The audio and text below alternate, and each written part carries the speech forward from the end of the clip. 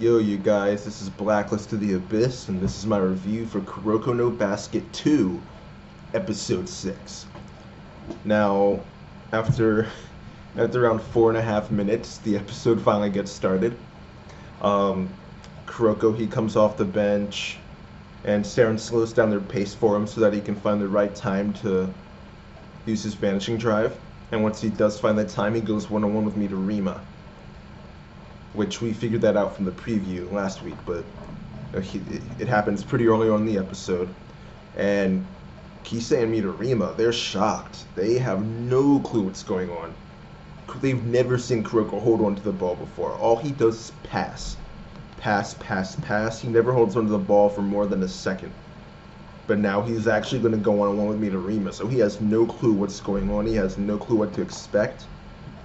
And neither do the rest of Shutoku. Someone shouts out to Midorima, I forgot who, but someone shouts out to me, maybe it's Cal, but someone shouted out to Midorima telling him to watch out, but it was too late. Kuroko uses the vanishing drive to get by Midorima.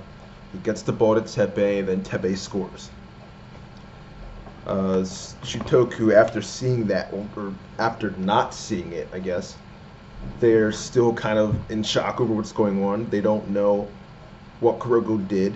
Takao tries to stop Kuroko, but then Kuroko uses the vanishing drive again to get by him and get the ball to Hyuga, who ends up making a 3.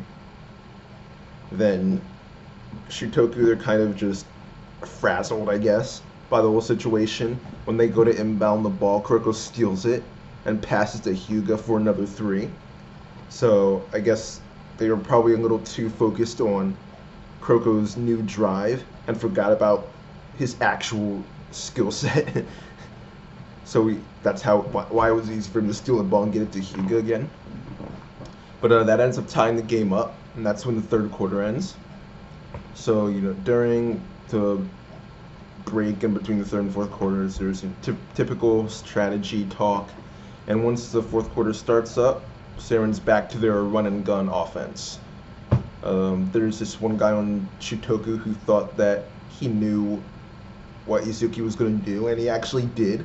So he went to go steal the ball, but Takao, he's supposed to have this Hawkeye, right? Or I think he's the one with the Hawkeye. And then Izuki has Eagle Eye, but whatever. Whichever eyes he has, they fail him yet again. Just like last episode, they fail him yet again. And Kuroko gets by him.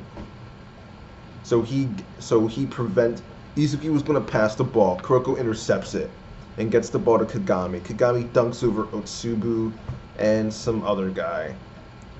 No, there's not really too much else to talk about in this episode other than the ending. Play continues for a little bit. Midorima makes another 3. We learn that apparently he had already reached his limit and he surpassed him long ago. But I don't really think he realizes what the word limit means. If you're still going, and then it means you haven't reached your limit. It just means you got tired. If you reached your limit, you'd be like on the ground panting and stuff. Okay? He hasn't reached his limit and surpassed his limit. All right, but whatever. Again, plays just continuing. Just a bunch of plays, nothing really worth mentioning. Then in typical Kuroko no Basket fashion, the game goes down to the wire, only a few seconds left. Seirin's down by 1 point, and Teppei, he goes to score, but he gets fouled by Midorima. And we can see during this scene that his legs are bothering him, and Hyuga notices this too. So that could mean either, because we know about how he was injured before. So this could mean either his injuries aren't healed fully, and he didn't realize it, or he knew it the whole time and he just wanted to come back early. Either way, his legs aren't 100%. But he ends up going to take the free throws. He makes the first shot, but he misses the second. There's only 2 seconds left on the clock. Kagami gets the rebound, and instead of just dunking it in like that, he decides to come back down with the ball, which at that point the clock would have run out. but because it's anime, they have to give him, a few extra seconds. So then he jumps back up. Then Midorima comes in and jumps too, gets his hand on the ball. Again, time should have run out by now, but we see that the clock does finally hit 0, but we don't see whether or not Kagami made the shot or not.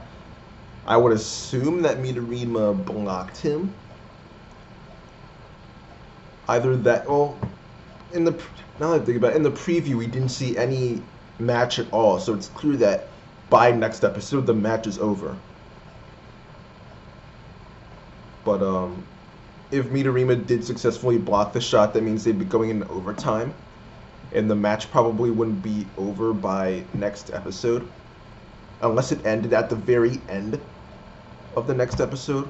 So I guess maybe Kagami overpowered Midorima and got the ball in for another Kuroko no Basket buzzer beater. But